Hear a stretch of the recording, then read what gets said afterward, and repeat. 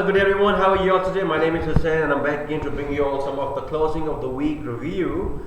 Starting off first from the euro, which is basically a single-handedly the best performing currency right now. It has gone from 1.2 level to all the way up to 1.6 right now. All right. So over the past months, as you see that yesterday rally marks 9 out of 10 for the gain in euro USD. As we have talked about at the length of this week about the investors are failing, falling hard for the euro. Why? Because European leaders put their differences aside and came up with a very powerful stimulus package that not only sends a strong message to the market, but will only go a long way in cushioning an already recovering economy. Right. So the U.S. government, on the other hand, is not only struggling to get the control of the COVID-19 outbreak in the US, but to agree on an effective stimulus package. Unfortunately, yesterday the extra unemployment benefits, if let's say if it could be expanded, then the program will most likely lack the punch investors are hoping for that. On this basis alone, the euro for the time being is looking more attractive than to the American dollar, right? At the same time, euro USD is lifted by the positive of further improvements in eurozone data and fresh weakness in the US as well. So that divergence could come before the they have got economic releasing eurozone and US PMI data today. So we will see how is the outcome going to be. You see, market does this to us all the time, right? As we see that the recovery in the US of many states is a bit slow and paused a rollback, reopening, and these measures will certainly curtail economic activity and restrain the recovery for the time being, right? So the only question is that when it shows up in the data, how is it going to impact? So usually you see market has got tons of news, and you could be also worrying about what it could be. It's going to keep going up because you see overall when we see on the structure on euro, let me give you our view here, because there has been times when previously market has done this before due to some events or some price action structures and so on and so forth, right? So let me just give you an idea. It will give you better understanding and clear picture what you could be looking next on it. All right. So that's what it is here on the current longer term picture and the price action structure, right? So as you could see here, now the market is actually trying to actually push up. As we see that. We have got on this structure. See, like you see from here, it is pushed up, right? But now, if you try to see from here, there is a major resistance coming in contact. All right. So from here, you may see market will be actually making its way back down. So from here, if you see that, we need to wait and see some positive data coming out from US that will strengthen the American dollar. All right. So anyways, that's what we could which in terms of the destiny could change, but we need to wait and see some sort of supporting. If let's say from the US they are providing more stimulus packages, or in terms of unemployment claims to be extended, this will give strength to the American dollar, and we will see a reversal coming back onto the eurozone, because overall, even though euro is looking shining right now at the moment, but it's also having Brexit uncertainties. All right. So all in all, we will see in the next week or next few weeks how is it going to change its direction to the downside. Right. And also having a look at on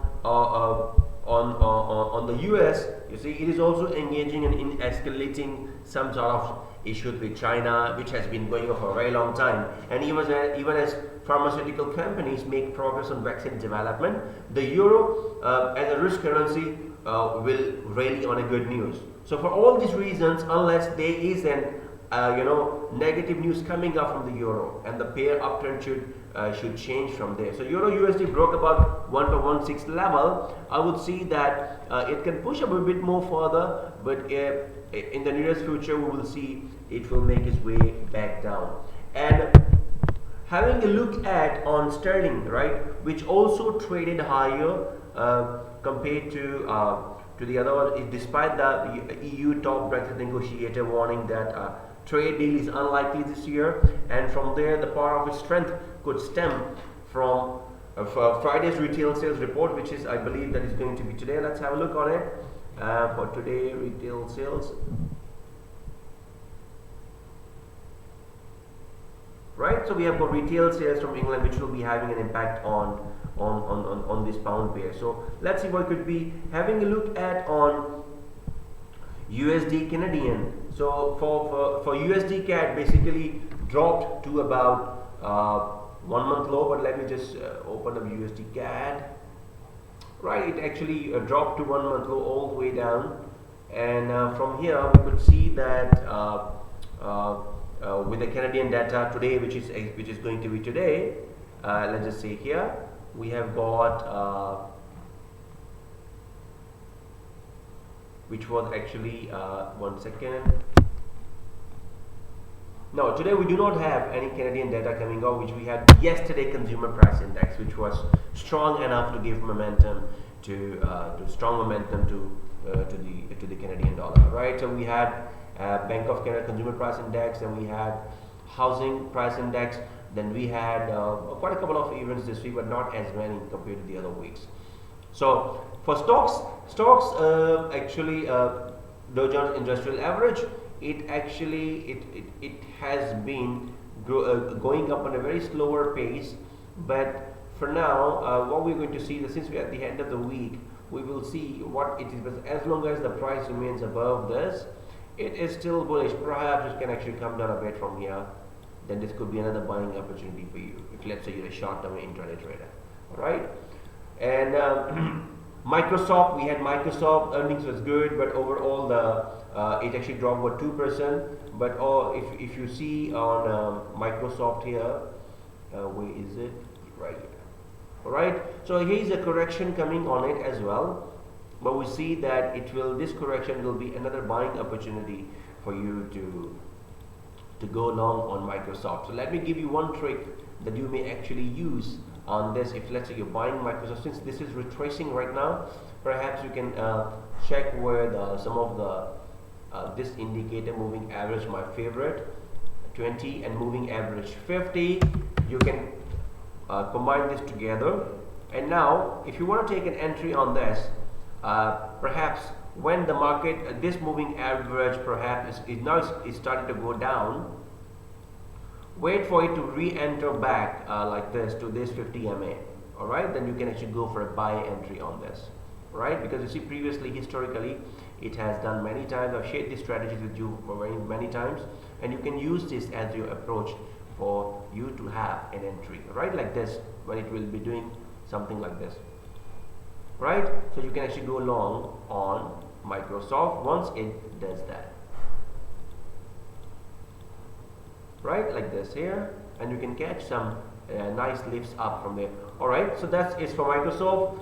Having a look for McDonald's, as we spoke about it, that it should be trending up. It has started to trend up. I see that there's more room even to the next week for this to the upside. Also, there was a lot of news within this week. Vaccine developments from China, from also England, also from the Europe, and also from Russia. So I will see the market is in a race of COVID-19 vaccine. So I see that this is going to push up. All right, so there's more room for McDonald's as well. I always talk about my favorite stocks because they are the one always on the winning streak on the most of the time. So let's say for Apple as well, if let's say you are waiting for, because since this is a retracement right now, you are looking for an entry on this, you probably will need to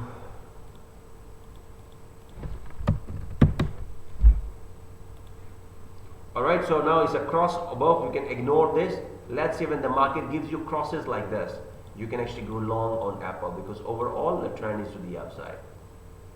Right, so here you go, and then this one. So let this come, let this retrace, let this 20 mm enters back in, and you can actually go for your buy position. Right, so that's what. Anyways, having a look at many other stocks, because the market is never is occur with never-ending patterns. But as for today, I would like to give you all feedback that for now, before we sign off for today, I like to give you the structure on the American dollar. What is it happening right now? Like we had a forecast on this that this is going down, right? So it went down, right? The weakness in dollar has been in there, but let me give you an idea now, because you see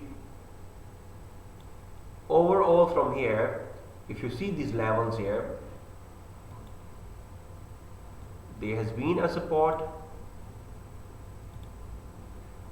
then there is also currently it is actually just at the particular this support, right? So I would see that